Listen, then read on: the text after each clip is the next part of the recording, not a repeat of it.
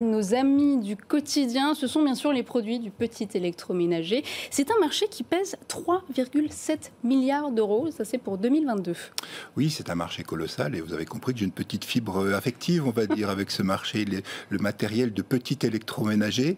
On a vu tout à l'heure avec Monsieur de Gramont, c'est des facilitateurs de notre vie au quotidien. Et dès qu'on se lève, on a brosse à dents électrique, freezer, après on passe au petit déjeuner, le grille-pain. Enfin, ce sont tous des objets qui vraiment sont là pour améliorer notre vie et bien entendu, ils doivent s'adapter à l'évolution des modes de vie. Et on s'y attache aussi à ces produits. Oui. C'est vrai que c'est important, le petit électroménager doit aussi sans cesse innover pour se démarquer. Tout à fait, donc il y a une trace affective qui est aussi sonore. On connaît tous le bruit de la machine à café à filtre, il n'y en a plus beaucoup. Voilà. Est-ce que vous connaissez la machine à café où le café coule à l'envers? J'ai malheureusement connu ça parce que ça fait un certain temps que ça a disparu, mais oui, effectivement, tant les petites italiennes que les Kona, à l'époque, ça s'appelait Kona. Effectivement, donc il y a aussi ce rapport affectif à l'enfance, le bruit du grille-pain, le bruit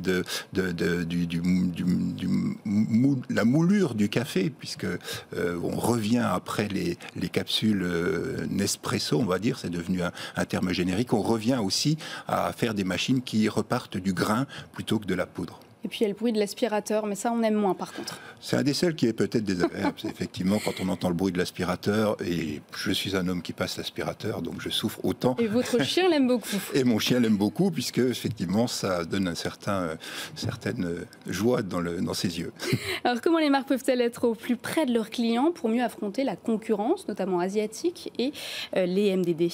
Alors, toute la difficulté, c'est effectivement d'arriver à comprendre toute l'évolution comportementale, même hors petit électroménager, qu'il y a depuis quelques années, et particulièrement dans sa vie au quotidien. Donc, ce sont des objets qui sont directement concernés par simplement nos réflexes digitaux ou l'intransigeance qu'on peut avoir par rapport à la vitesse d'exécution. On veut son café tout de suite. Donc, on a par exemple des machines connectées. Vous pouvez le commander à distance. Oui. Voilà, avant d'arriver chez vous, vous lancez votre café avec le programme bien défini. Ça coûte très cher ce genre de machine. Hein. Jusqu'à 15 programmes, oui, ça coûte très cher. Mais voilà. Alentours de 3 000 euros.